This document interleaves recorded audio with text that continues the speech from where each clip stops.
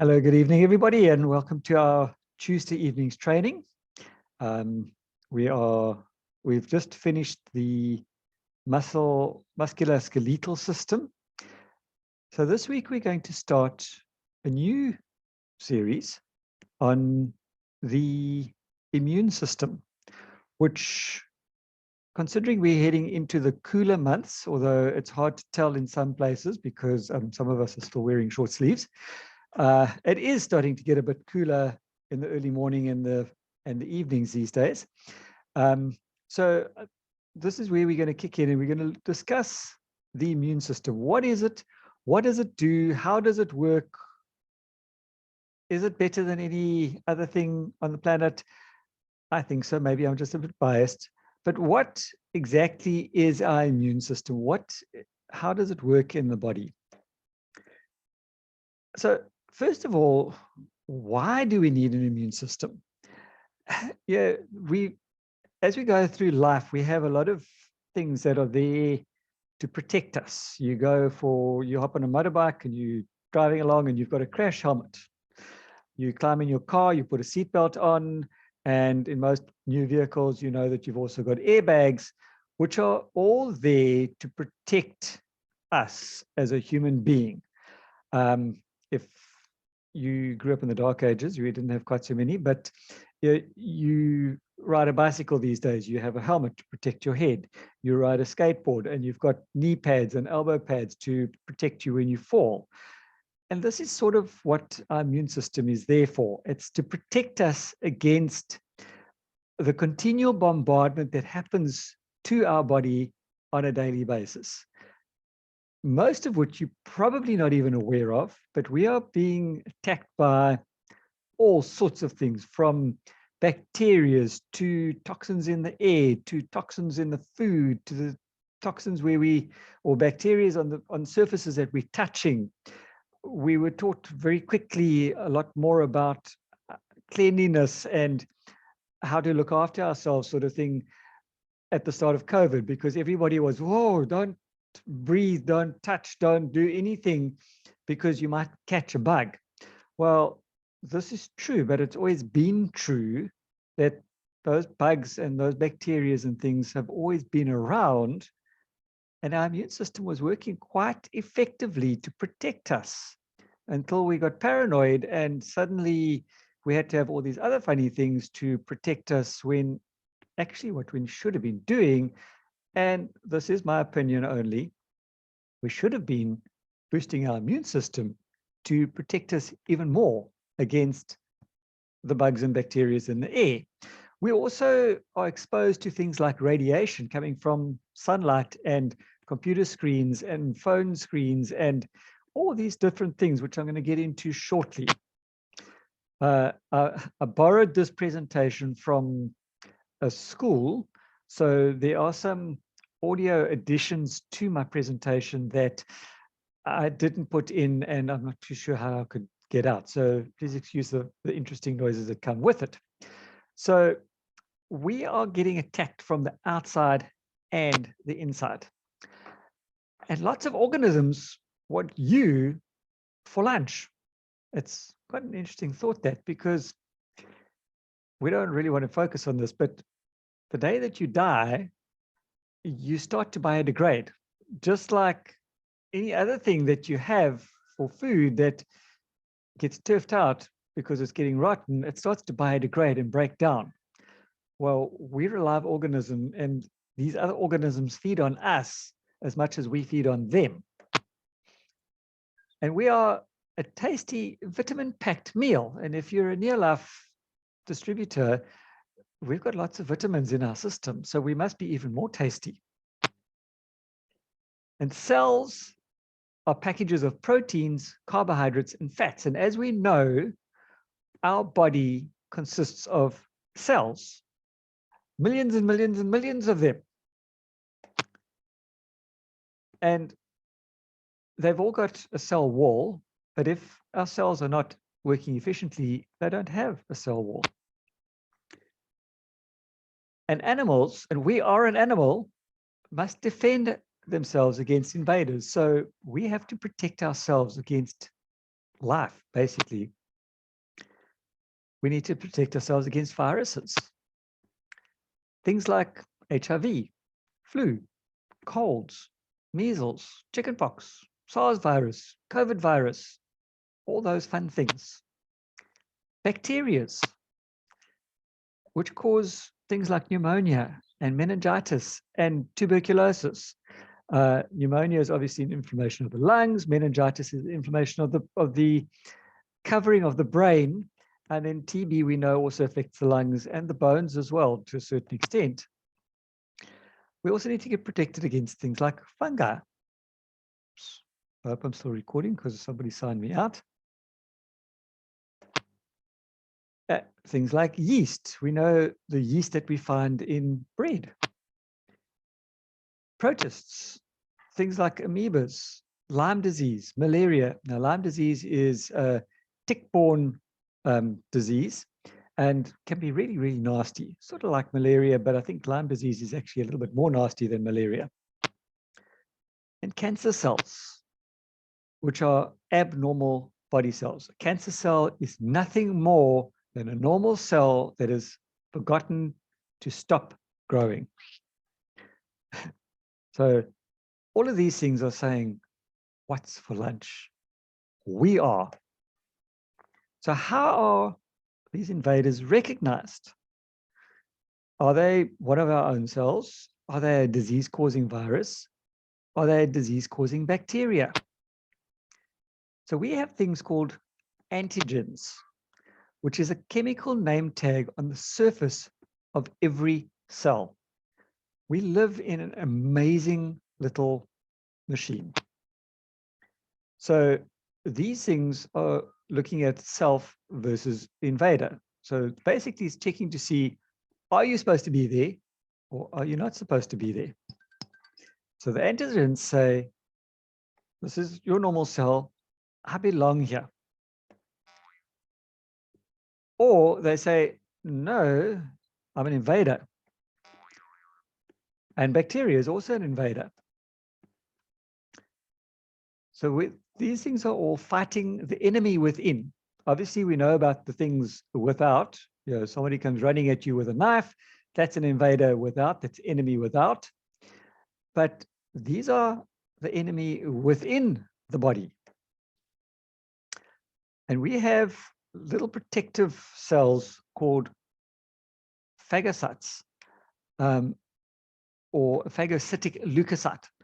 Oh, really nasty name, and this is what these things look like when you're looking at it through an electron microscope. But these are the little guys that are protecting us. They form part of our immune system. And this, in case you really wanted to see what it looked like microscopically, are lymphocytes attacking a cancer cell. The white ones are the fighters. And your lymph system runs throughout the body. And this is what a lymph gland, or this is what your system looks like basically, where the food comes in through the mouth, goes down through the digestive system and out through the other end. And in between, it gets pushed into the circulatory system and digested and processed. And we don't really have to get into all the anatomical system, but know that when food goes in, it gets used, the parts that can get used or the nutrients that we need get broken down and utilized. And what isn't needed is processed out the other end. And that is an ideal system. So where are the weak points where we can get attacked? And these are your points of entry, which is your digestive system. Now, your digestive system technically is an external organ because it's got an opening at the top, it's got an opening at the bottom, and it happens to run through your body. Your respiratory system, obviously these two little holes in your face, where you absorbing oxygen and processing out your carbon dioxide. And the urinary system, and also the genitals, and any break in your skin. If you know, your skin is an organ. In fact, it is the biggest organ of the body. I won't say in the body because it covers the outside of the body, but your skin is an organ that is there to protect us and is technically part of our immune system. Sorry. So the different pathways for the attack are, once the bugs get into your body through these other points of entry, they then go through the system, through the circulatory system and the lymph system.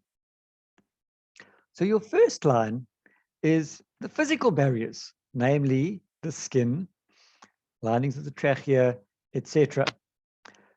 And these are non-specific defense. So they're a generalized defense system. You put a bit of dirt or muck on your skin, and it's not worried about what exactly it is. It just protects you in general against everything.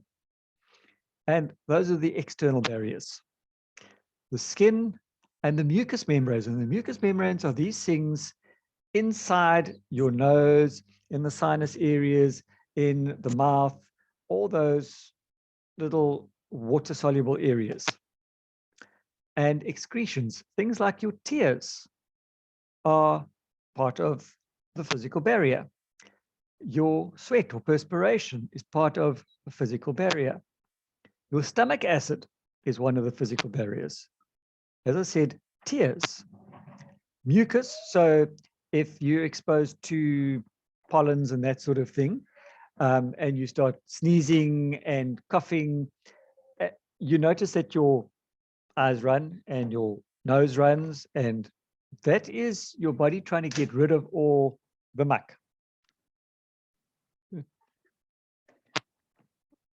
Plugged in, I need that in. Your saliva.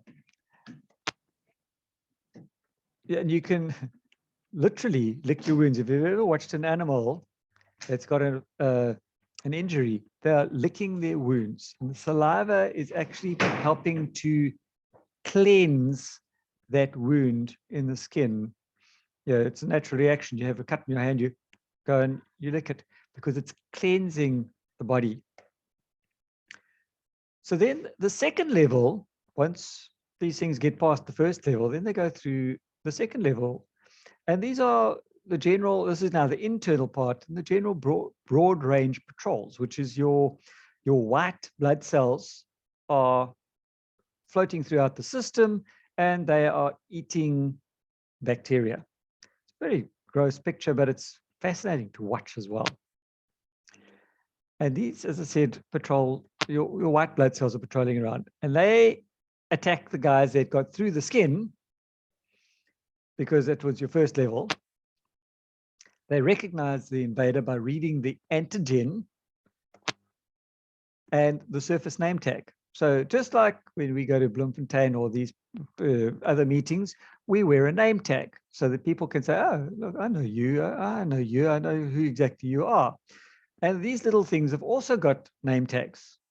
So the white blood cells can read those name tags and figure out who's who, should they be there or shouldn't they be there.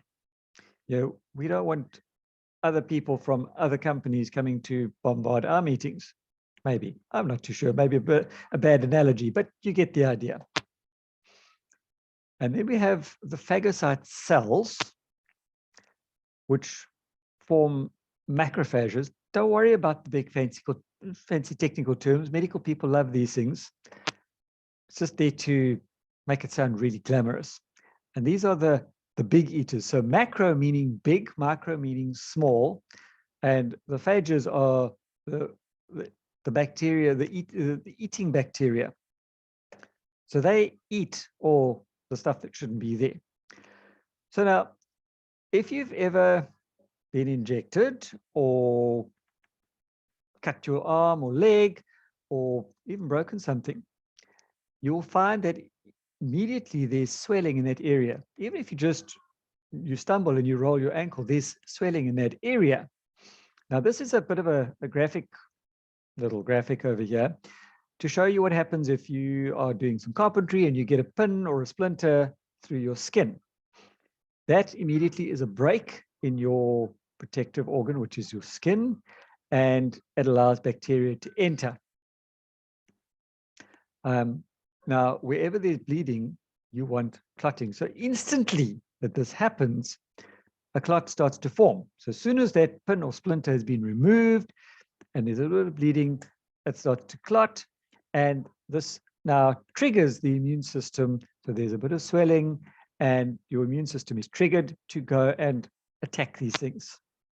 So that is where the inflammation comes from. And any time that there's an injury or an imbalance, you will find inflammation.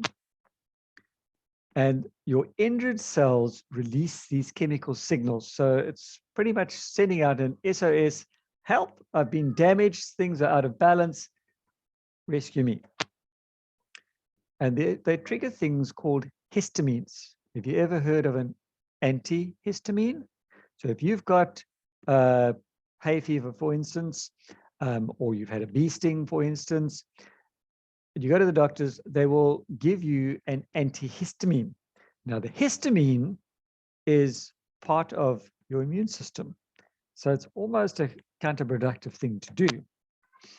Now, the histamines increase blood flow to that area. Again, we'll just refer back to this little illustration of the puncture wound. And because of the increased blood flow, this now brings more white blood cells to fight the bacteria. So think of a break-in in the house, and you hit your panic button, and hopefully instantly you have got 2 or 3 vehicles from your local security company coming along there, guns out and ready to fight whatever happens to be invading your home. And it also brings more red blood cells to patch the hole in your skin, because that is what they do. It's the clots that patch the hole, that's the break. So it's having, you're driving along the road, you get a nail in your tire.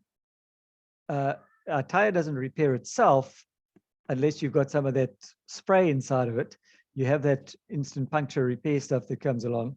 And the body works in a similar way, because that stuff, when you spray it into your tire, is liquid, but as soon as there's oxygen inside there, it solidifies. So there's a puncture in the tire, whatever's caused the puncture is removed, and this liquid now goes in and it forms a little mat and blocks the hole, so you no longer have a puncture.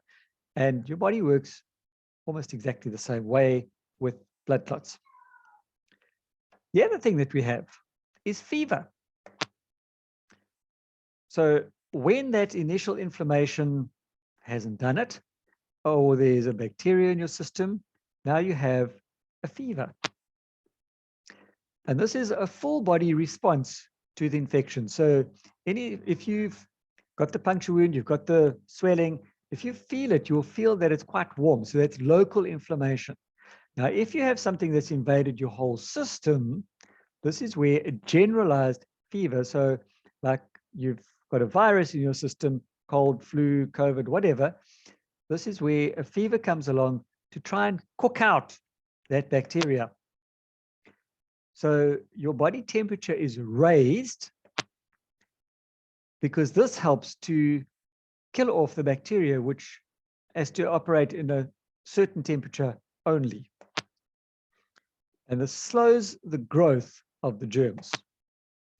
And it helps the macrophages. So it stems the tide, and it gives your body chance to develop more macrophages to fight the infection or speed up the repair of the tissues. Now, your third line of defense is your lymphocytes. So to put this into context, in home, you've got a fence or a wall around your house.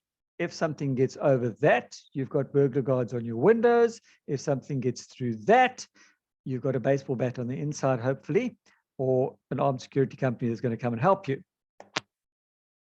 Now, the lymphocytes are a specific defense mechanism, and they respond to specific invaders, namely HIV, measles, flu, COVID, etc. And they recognize the specific foreign antigens and they call up the white blood cells with B cells and antibodies to fight that specific bacteria. They also have a thing called T cells. Don't worry about all the technical bits and pieces again. We can go into that if you really want to. I can give you an anatomical lesson on all of these things, but it's not necessary in our case. Just know that we've got B cells and T cells and antibodies that are fighting the bugs. So your antibodies, again, this is a little bit more of a technical in-depth thing, but just gives you a better idea of exactly what's happening. So your B cells release antibodies onto the invading germs, which are tagged with the antibodies. And then your macrophage can come along and eat those tagged invaders. So proteins made by white blood cells or B cells tag those invaders in the blood so the macrophages can eat them.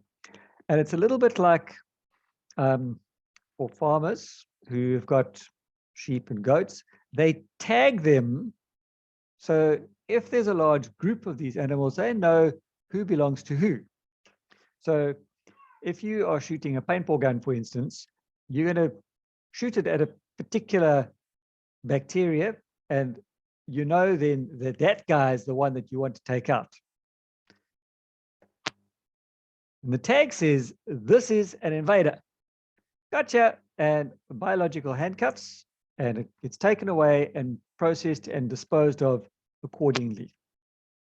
So the antibody attaches to the antigen on the invader. Very technical, but all of this happens very, very quickly and automatically. We don't even know about any of these things happening, but it's happening continuously. So the B cells are the immune response, and they target this little invader with a foreign antigen.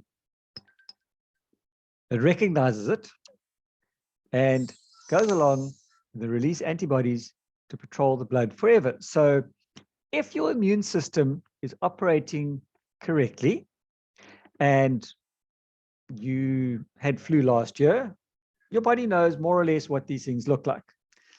This year, there's a new variation of the flu that comes along, or a new COVID that comes along.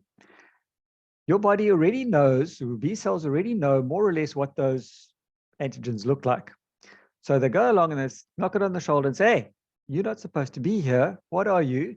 And they have a look at this and they work it out and they develop a response, and they know that the next time that these guys enter your system, they will immediately be recognized and taken care of.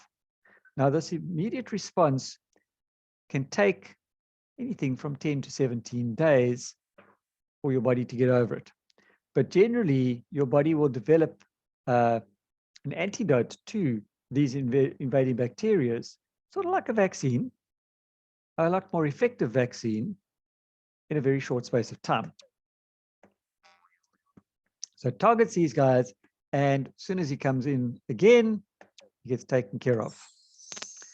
And then so you've got one set of cells that attack, and some of them die, just like in an army, and others stay there, and they are the backup. They're the reserves for the next time anything like that comes about. Vaccinations, where did they come about? The original vaccinations, we won't get into the current ones, but the original vaccinations were developed as an exposure to a harmless version of the germ or pathogen. So essentially, they're there to almost boost your immune system. This is how a true vaccination should work, is they inject in a dead version of your bug, like flu, for instance, and this triggers your immune system to recognize this antigen. So it stimulates the immune system to produce antibodies to this invader, which is something dead. The next time a live version of that comes along, so we'll use smallpox or measles as an example over here. Should you be exposed to measles or smallpox again, and you've had a true vaccine, your body will immediately recognize that measles bug or the smallpox, and it can now instantly form a response to it and takes care of the problem. It's one of the most successful against viral diseases. And this little gentleman over here, Jonas Salk, was the one that developed the first vaccine, and that was against polio. Those of you who were around back in the early days will probably remember, or maybe even know of people who had polio. The one that we most likely are the most familiar with is Dr. Don Lawson, the late Dr. Don Lawson, who had polio for 10 years and came very close to dying. And through these products and his wife's insistence, we all know what happened with Don Lawson. Okay, so we're going to get briefly, and I'm going to get going with this, but we'll carry this over for the next couple of weeks because I don't have that much time. And in fact, I think because I've got 10 minutes left now, I'm going to stop this at this stage so that if anybody's got any questions about the immune system and how it works, they can ask me. And then next week, we'll get into nutrition and how important it is in our immunity. I'm going to stop sharing my screen. Right. We've got, as I said, about 9 minutes left. If you've got any questions or comments, please feel free to unmute. And if I don't have any questions, I will then stop the recording and we can have an open mic. Oh.